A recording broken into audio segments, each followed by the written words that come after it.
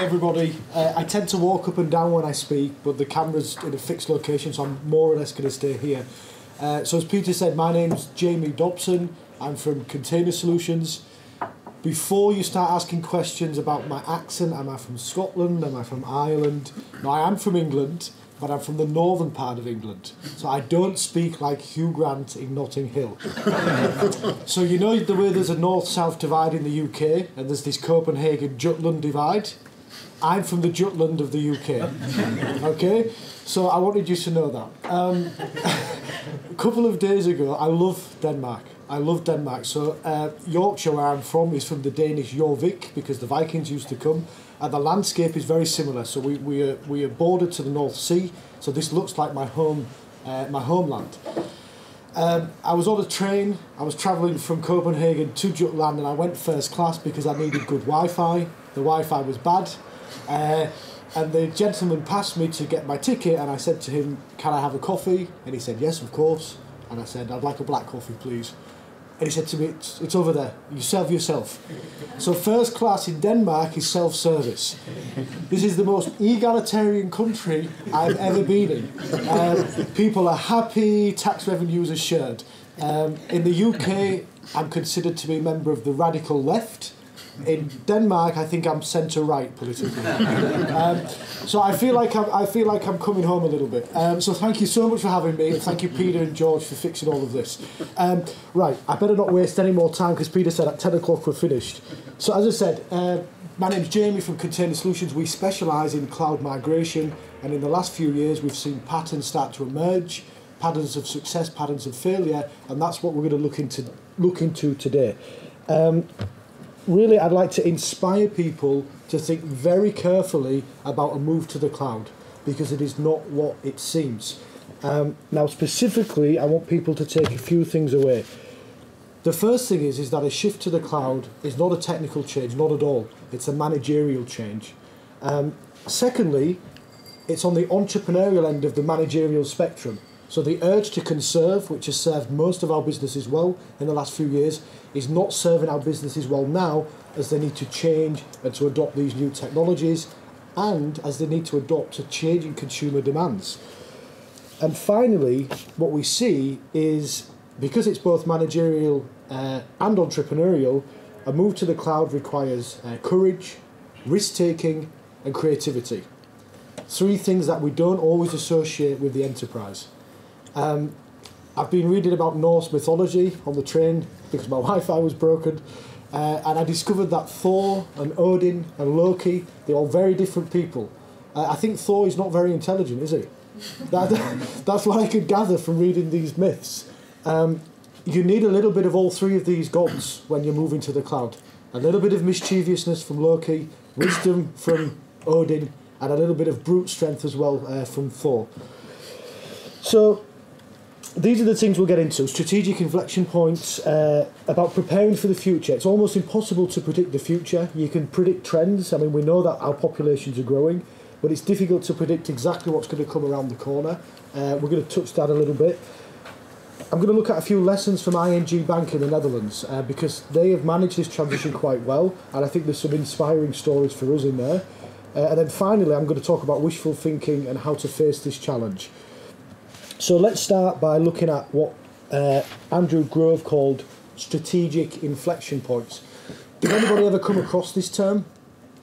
Does anybody know who Andrew Grove is? Did anybody do an MBA?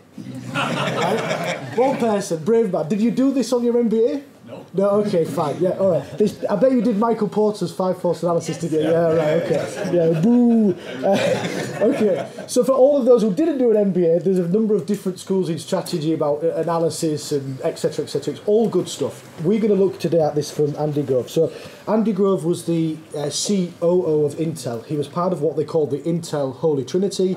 It was him, Robert Noyce, and Gordon Moore from Moore's Law. And basically, in the 1980s, Intel was moving from memory to CPU. Now, these days, we all know Intel for the CPUs. We don't think of them as a memory company.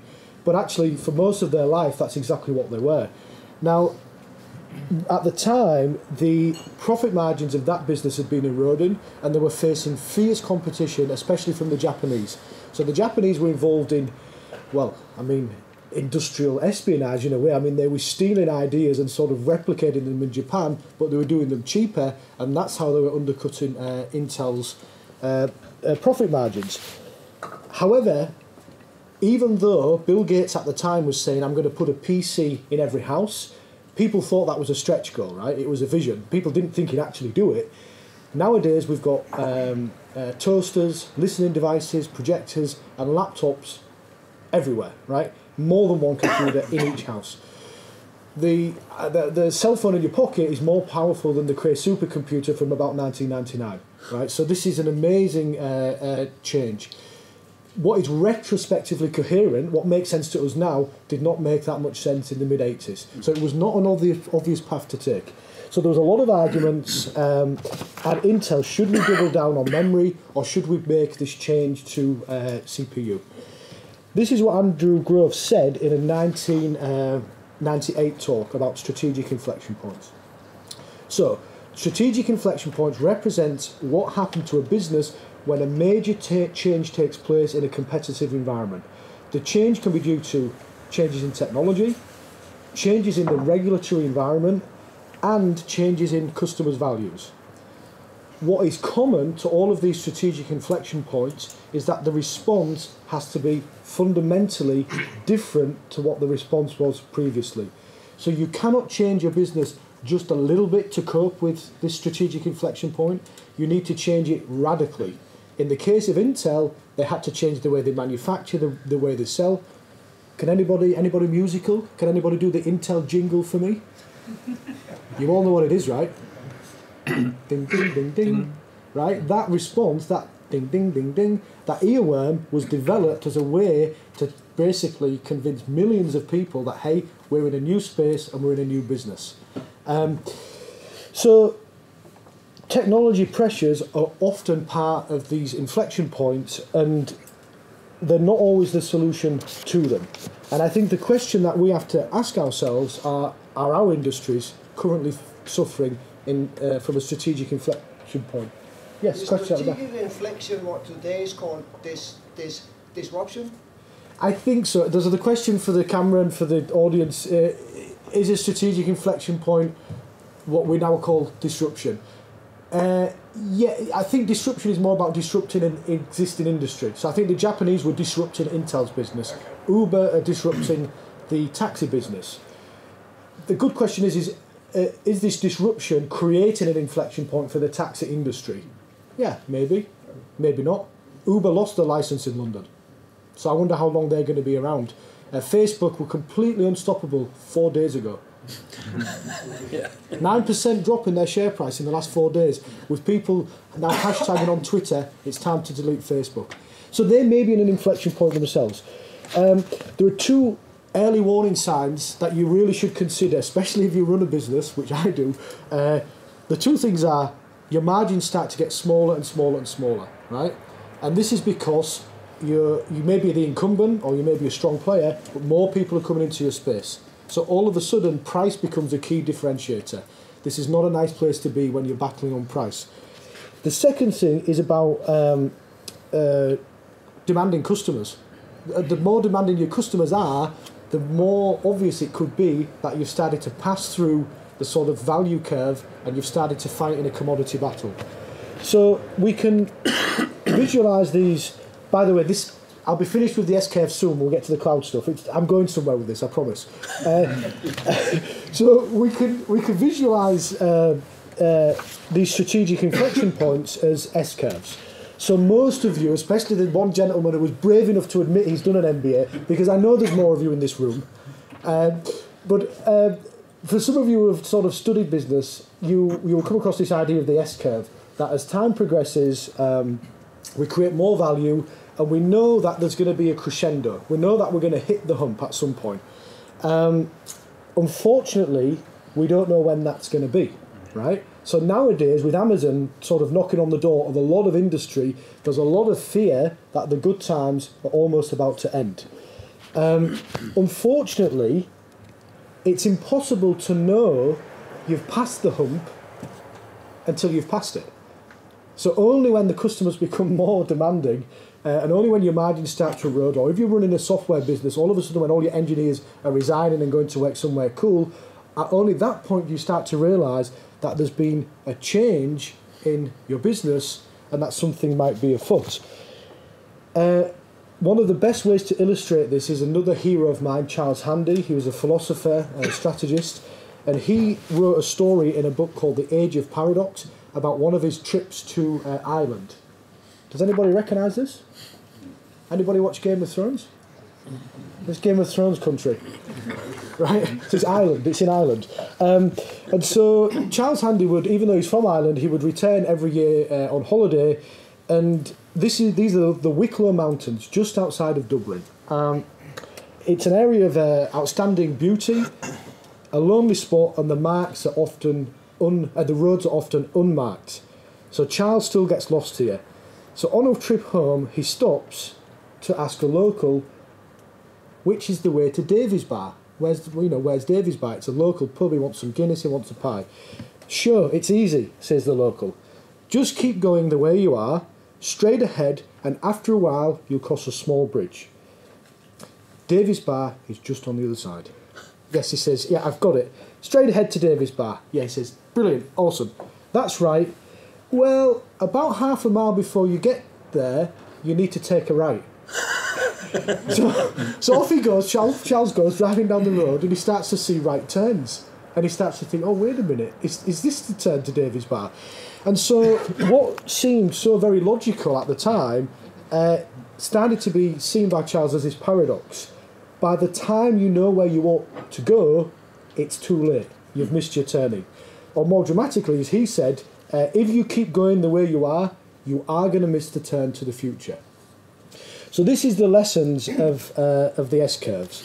So, and in the end, what Charles goes on to say, if you continue going where you are, you may very well end up in Davy's Bar or in a bar in Copenhagen, drowning your sorrows because the future just passed you by. So many organisations only see Davy's Bar when they've gone too far.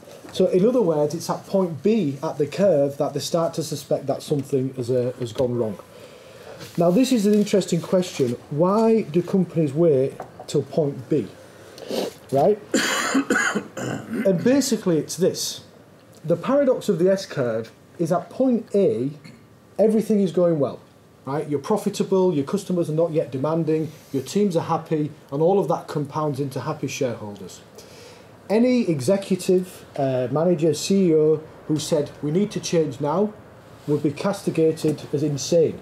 Right? This would create confusion, fear, and anger. So nobody moves at A, or hardly anybody moves at A.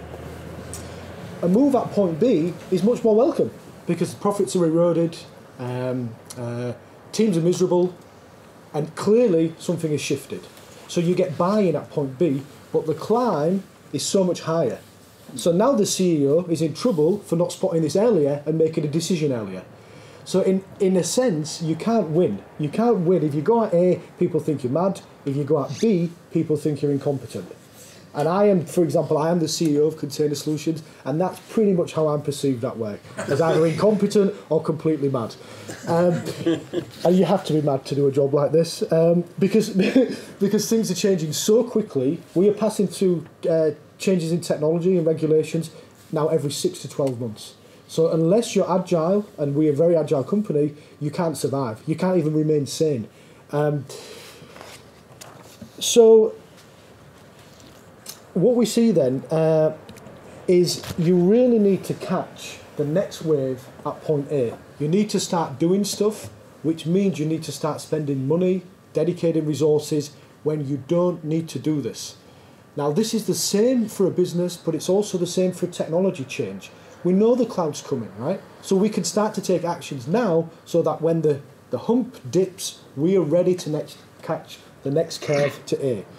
So what I want to do now is take a look at, let me check the time, is take a look at ING Bank in the Netherlands. And I picked this case study mainly because a lot of this stuff is public already. So ING have been very generous in their education, in their outreach. going to conferences. Well, you could say they were being generous on one hand. If you're a little bit more cynical, you could say they're developing an engineering brand so that people think it's a cool place to work. Either way, most of what I'm about to say is already in the public domain. The second reason why I want to talk about ING is because it's very representative of many of our other customers whom I can't speak about. So the patterns we see in ING, we're starting to see emerge in different parts of Europe, in the States, etc., etc. So this is how ING did it. So rather than wait for the future, what they did, I think already 5 or 7 years ago, was start to prepare for it. So ING had noticed a considerable shift in customer demands. So of course there's a generation of people that have been trained on Facebook and Netflix, and at one point they start to demand the same services from their financial institutions. At the same time, ING knew that companies like Amazon and Facebook and any challenger bank posed an existential threat to them. What happens if AWS decides to open a bank? Well, it didn't work out very well for Barnes & Noble. It's not going to work out for any of the retailers in Denmark. So all of your famous supermarkets, I can't remember what they're called. In England, it's Tesco's, Sainsbury's. They're finished. They're like Barnes & Noble. There was a point when Amazon and Barnes & Noble coexisted, and Barnes & Nobles were dead without even knowing it. So I think the retail sector, fast-moving consumer goods, as we know it, they're already dead. And if you've got stocks in those companies, you should sell them. Right? Or better still, invest in your own company and build a startup. So these were considerable existential threats that were sort of bubbling up in the marketplace 5 years ago. So the problem is that as well as these threats from these giants, the internet companies and the cloud companies had basically created this restless customer base. So the customers, because of this lot on the left, started to ask so much more. This, for ING, felt like a strategic inflection point. Demands that were changing from consumers, changes in regulation, and if they couldn't update their systems quick enough to adapt, then they would face this existential threat. So what happened for them then was 3 key insights. They started to believe that all companies are software companies. So they may sell financial services, but a large part of that is actually software development. So rather than fight that, they started to embrace that.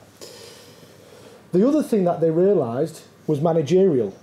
Developers like to work on cool stuff, right? So back in Amsterdam or in Belgium, where ING were based, all of the engineers were working at companies, I suppose, like Trifork, maybe like Container Solutions. Nobody wanted to work at a bank, right? Because what they're doing there is boring. It's Excel, it's scripting, it's Visual Basic, and it's fighting all of the legacy processes that are in there.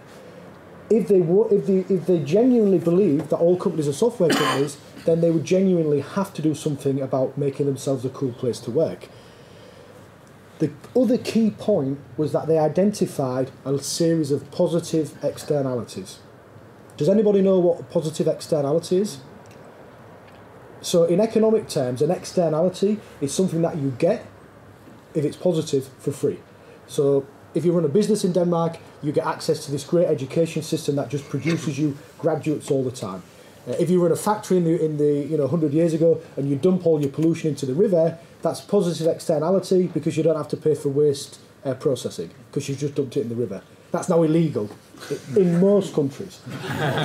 The world's a big place. So what happened, this is an economic point, is that Amazon, I don't want to talk about the unicorns because they're not very inspiring for us, but the unicorns were pushing best practice forward. And not only were they doing that, so dragging the whole industry forward, they were releasing a lot of their key technologies as open source technology. That's the first thing. But they were also releasing their culture and managerial practices into the open. You can download Spotify's engineering model, it's really good. And the culture deck, which is an active document at Netflix, which gets updated every few months as they update their policies and they learn how to build an engineering culture, that is a public document. Now, ING spotted this, as did many other people, but they did one thing that many other people didn't do, which is they acted upon it. And they already started to do this a few years ago. So what they were able to do then is establish themselves as a serious engineering brand, take advantage of these positive externalities, And they didn't predict the future per se, but what they did was assess the current situation really well. They knew what was available, they knew where they stood, and that gave them the chance to catch this cloud native wave at the right moment, which for them was point A. Now, unfortunately, some people have started to move at point B. So sticking with ING, but I'm not going to name any names, there's a lot of other banks in the Netherlands who have got cloud envy, right? They're like, hey, ING have got this awesome product, right? And it is awesome, this set of products where you can download them. So my wife's Dutch, and she always goes on about how shit the online applications are in England, and that's because she's been consuming this ING thing for so long. So they change all of their infrastructure into amazing products. So now there's this cloud envy dynamic. The other banks in the Netherlands are like, why can't we have a web app like that? And why can't we have a cool engineering brand? And why can't we be on YouTube and in conferences? And why can't our executives be doing this? So they're all determined, we're going to do what ING did. Unfortunately, they are 5 years late to the party. The good news about being late to the party is that best practices have moved forward and capabilities have moved forward. The bad news is all the engineering brands are established and nobody's going to leave ING to work at some tin pot bank that's still running an IBM mainframe. So these people, by choosing to wait, have seriously hindered themselves in this war for engineering talent.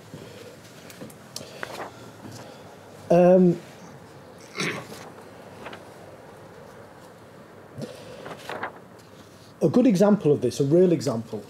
Currently in finance, it's quite common to look at your infrastructure and almost give up. So there's a number of banks in Germany, in the UK, and in the Netherlands that are actually starting again. And what they want to do is they want to disrupt the disruptors. So Starling Bank is a brilliant case study. It's on YouTube and there's lots of things written about it. Starling built a bank in 12 months with 12 people. Right? Just think about that for a second. 12 months with 12 people. Now the banks are thinking, hey, if they can do it, maybe we could rebuild our bank in 12 months with 12 people. So it's not an illogical idea. One of the banks we met did exactly that. They took the best people from the bank, really the best of the best. They took a pot of money. They got a new building and it's very shiny, and they came up with a logo. And I think they got a brand agency to do that. Good. And everything looks good. 12 months down the line, they have a small problem. The cloud bank that they built is a little bit clunky. It's big, it's monolithic. The deployment process is manual. The operational processes are also manual, and they require 10, 20, 30 people to operate this system. So what they did was transplant all of the old headaches from the bank, except now they have one new headache, because Amazon send them a massive bill every month. So they've managed to recreate their bank identically, right? And so that is the danger in this. What got you to where you are will not get you to where you want to be. So to make the mistake that Starling Bank just grabbed 12 random people and built a bank, and that therefore we can do it, is an extreme mistake in logic, because there's a mindset element to this as well. The problem for the bank that tried to do this in 12 months with a pot of cash is that they fell prey to wishful thinking. I found this on the internet the other day. I emailed Bob and he said that I could share it. Strategic inflection points are really, really scary. Most of us don't know what to do. We look for guidance. Occasionally I find myself praying in my private life when things get really bad. All of a sudden I regress to my childhood and start to say a little prayer. Because when things are uncertain, they are scary. And when you're scared, you are absolutely prone to wishful thinking. And this is, sorry if I'm about to offend anybody in the room, this is the business model of every single software vendor and every cloud provider in the world. They hope that you're scared, and they hope to convince you that their product will take all of your problems away. And indeed, if you go to conferences, some of these vendors have got huge queues right up to their desk. It's not all snake oil. Some products are good. Some products serve a purpose. But they tap into a deep fear because we don't know exactly what we're doing. And if we can learn, especially men, it's very good, by the way, to be with such a diverse group of white men today. And a few nice ladies. It's men, white men, well, it's not a white or black thing, it's just a men thing. Men at the top of organisations are too egotistical. So they're too afraid to say, I don't know what I'm doing, right? Or if they say it, the other men beneath them, like, shoot them down politically. This would be so much easier if we could learn to say, do you know what? We're in an inflection point and we don't know what we're doing, right? Because there are ways to find direction when you've lost direction. But if you're completely unwilling to admit that you're lost, you're very unlikely to find your way out of this. This is the cloud native landscape. These are all the products and services that can help you to move cloud native, to capture new markets, to shorten your time to value. Where the fuck do you even begin? Where the fuck do you even begin on this diagram? So all of these things can help you, but none of them will train your team. And in fact, the bank I was telling you about earlier grabbed the best of these, and they used them on AWS, and now they've got a problem because the stack is messy, it doesn't work. So all of these products are out there, many of them are completely awesome, but a fool with a tool is still a fool. So you need to learn which tools work for you and in which context. So wishful thinking is something that we're all susceptible to, but it always goes hand in hand with these strategic inflection points. Because where there's fear, there's hope. And people, they tap into that. So what I want to do now, just to wrap things up, I think I have another 5 or 10 minutes. I want to look at the dimensions of what a cloud native company actually is. So just a quick show of hands, who's technical? Who builds things? Okay, so quite a handful. Who manages projects, team leadership, evangelism? Okay, some people put their hand up twice. Okay, so if I talk about architecture, I think most of you in the room will be comfortable with that. So what you see is many people think of cloud native applications as running along this spectrum. 10, 15 years ago, oh, who am I kidding? 20 years ago, we would have a couple of servers under somebody's desk, and then inevitably there'd be a fire, or the CPU would break, and then we'd put a different server under somebody else's desk, and that was our first high availability cluster, right? And that's how we sort of built our first web applications. As time progressed, and we started to see that the back-end services could be consumed by mobile applications, websites, desktop applications, we started to pull out the back-ends as services and build our first client-server models. At some point, however, we started to realise as our user bases grew and grew and grew, our servers grew and grew and grew, and the cost of operating them grew and grew and grew. What people like Netflix pioneered was this idea of microservices. Not just small services, but services that were packaged in a specific way, because if they're packaged in a specific way, they can be controlled automatically. So they can be scaled up, they can be scaled down, and so your AWS bill or your Google bill or your Azure bill will be reflected of the number of consumers. It's a good idea. If you stick something in a container, you can use something like Kubernetes to manage it. It's a good idea. And a lot of people think, hey, we've got that client-server thing, and that microservices thing is only the next logical step. This is correct. You are correct. Your architectures are probably very close to becoming microservice architectures. But there's another element. I would just like to point out that I revealed this model in a strange order. And some of the feedback I got yesterday was that they want me to do it in order. I think this person has a bit of OCD. So I just want to apologise to anybody else who has a strong need for order, because this comes out randomly. Microservices only make sense when you can collaborate. So the real strength of microservices is not in the architectural pattern per se, but in how we organise. Some of the most successful projects are open source. So there's some people in England, some people in Denmark, they're in a small group and they look after part of the open source software.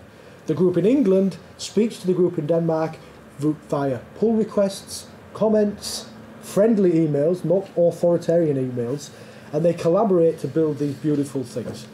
Going back to ING, the real play for them is a managerial play. How can we organise our teams so that they can build things more quickly? So if you've got microservices but only a predictive or even iterative culture, you're going to struggle to get the organisational value out of them. And in fact, you might create more problems than you solve. Because if you've got loads of so-called two pizza teams running around doing what they like in a predictive or iterative fashion, you're probably going to create more conflicts than you actually solve. So these two things go hand in hand.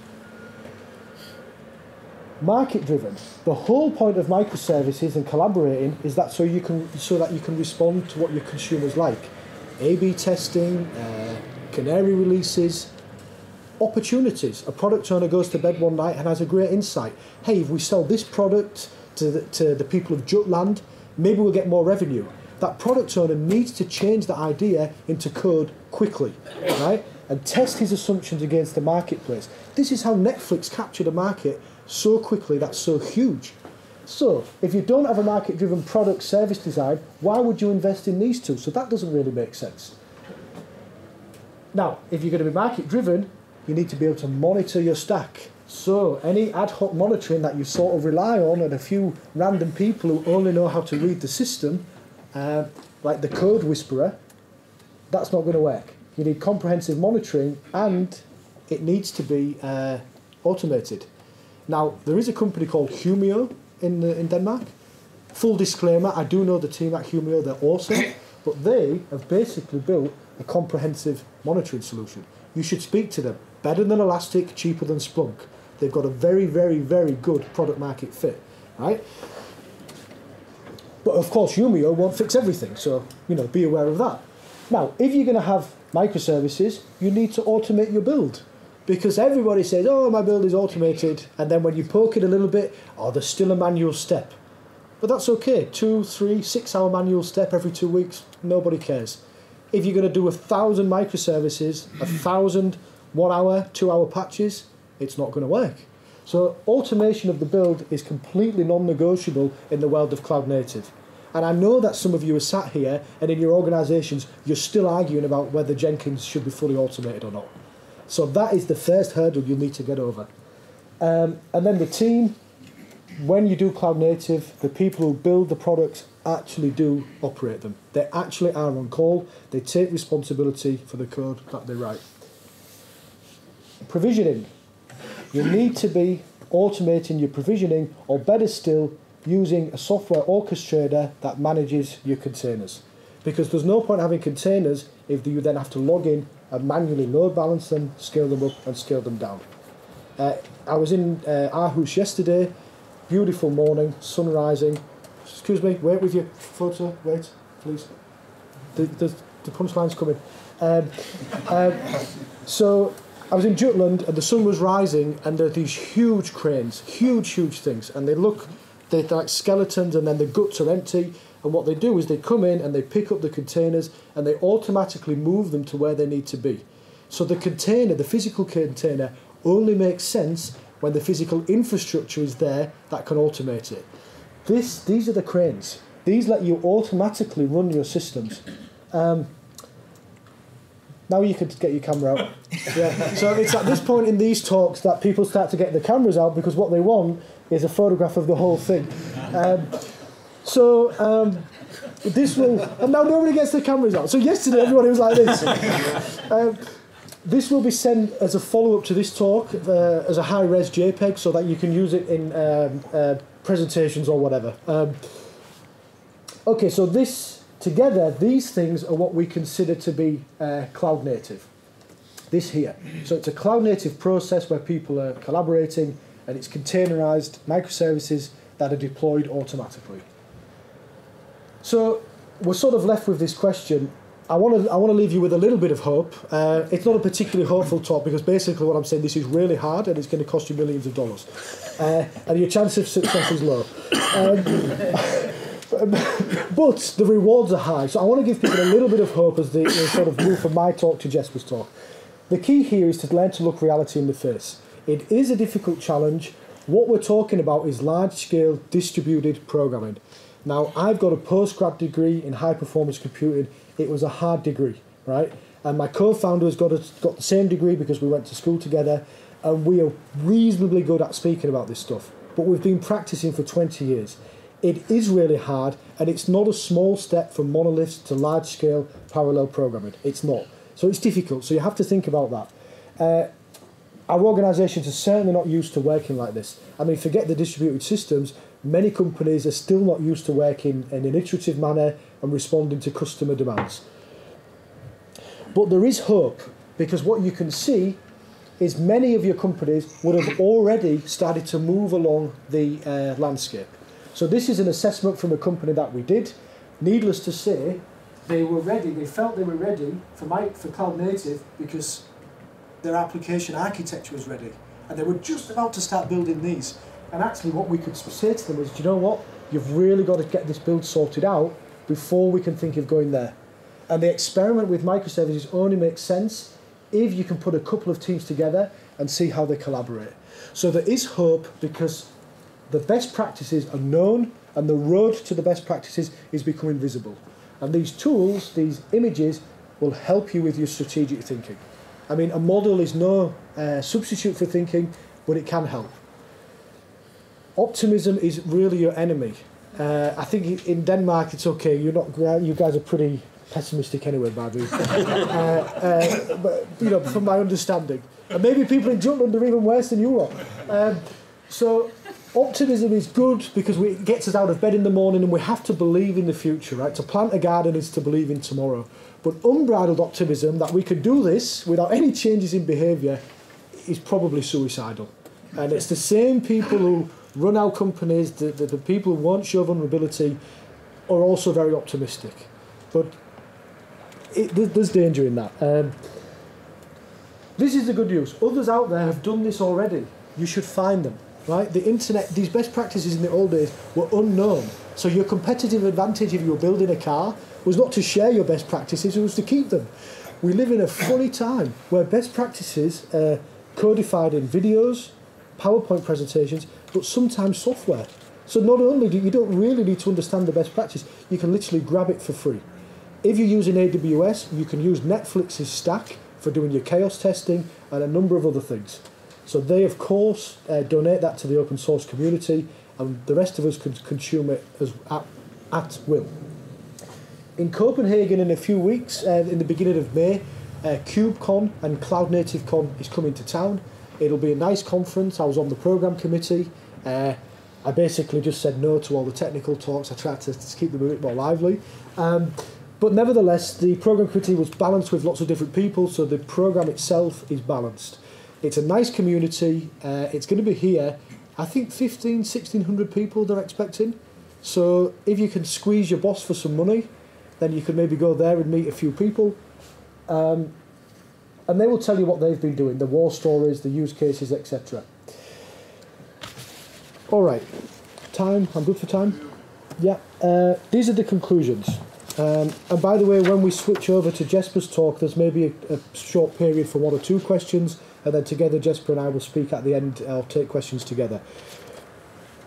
Many industries are currently going through a strategic inflection point. So that's to say, changes in technology, regulation and customer behaviour is creating a situation that is so threatening to them that the only thing that's likely to get them through it is a radical rethinking of their business models. A lot of companies saw this a few years ago, and that radical rethink for them was to do with adopting best practices that some of the unicorns had pioneered in the last 5 to 10 years. For most of those companies, it was a difficult journey, but you can see that a lot of them are really succeeding now in terms of building amazing products and amazing engineering brands where people actually want to go and work. So it let them capture markets and it let them tap into best practices. Now, in that news, there's both good and bad. The good news is, if we start to move now to cloud native, we are tapping into even more best practices. The bad news is, you may have already started to lose the war for talent because your engineering brand will be behind the people who went a little bit earlier. My key takeaway really is this. The future is hard to predict, but the present is not hard to assess. With a little bit of time and a little bit of thought, you can understand where you are and what your competitive pressures are. Many of us can feel that Davies Bar is just around the corner. Maybe it's at the next right turn, but we can definitely feel something in the atmosphere. In this sense, we're lucky. We know that the next turn could be the turn to the future. Unfortunately, we know that if we continue on the path we're on, we're gonna safe in the knowledge that what got us here won't get us further. We might miss the turn off. Now, if you lot miss the turn off, you can't say you weren't warned. Thank you.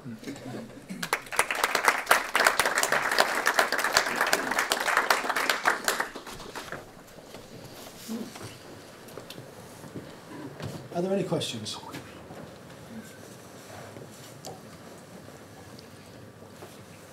what about the hybrid cloud? Where does that fit in? So the question for the camera and the rest of the audience, where does the hybrid cloud fit in? I think it really fits in. So Gartner, talk about S-curves, they usually start talking about interesting things when they're about 3 miles beyond the hump. And even Gartner's key recommendation now is that you need a hybrid solution. The reasons are pretty obvious.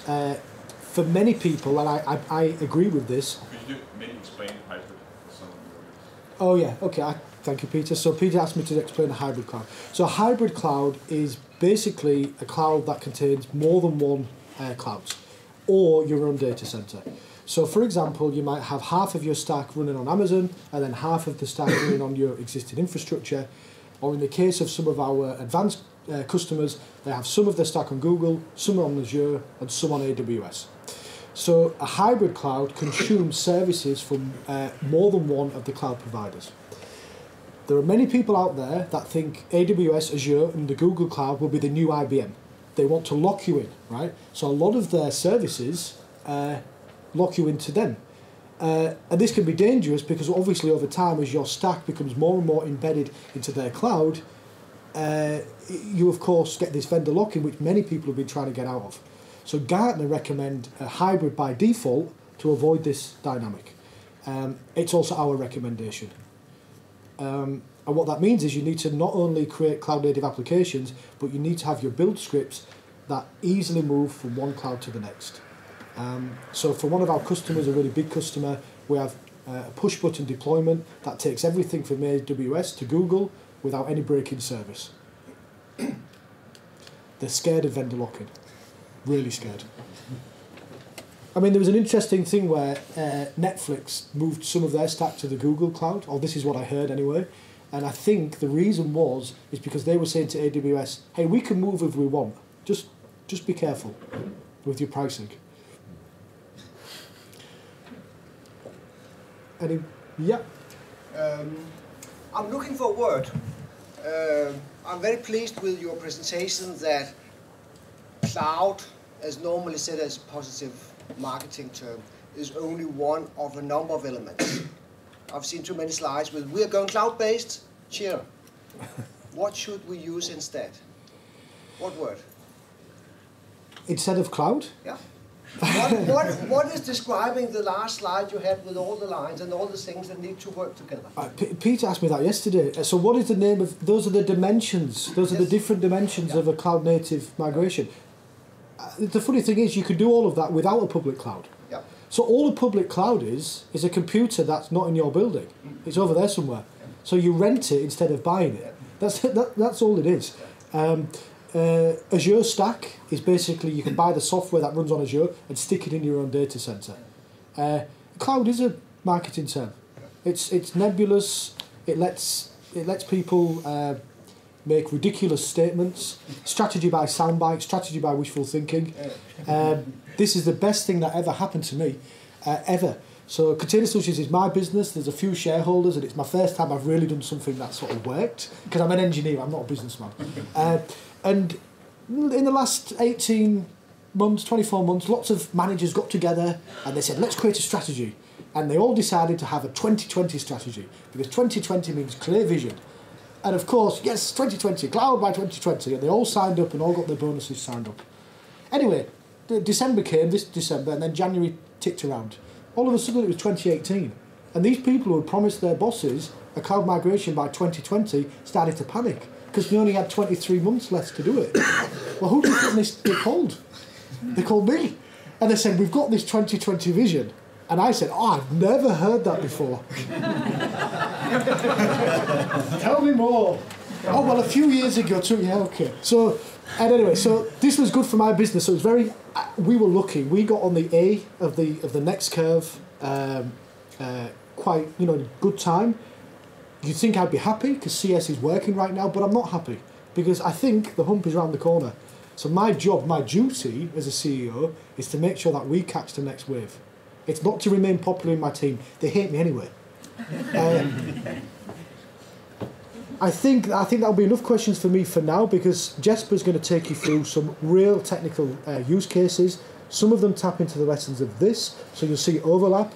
But whereas I went broad, he's going to go deep, and his talk is really excellent. So I give you Jesper. Thank you.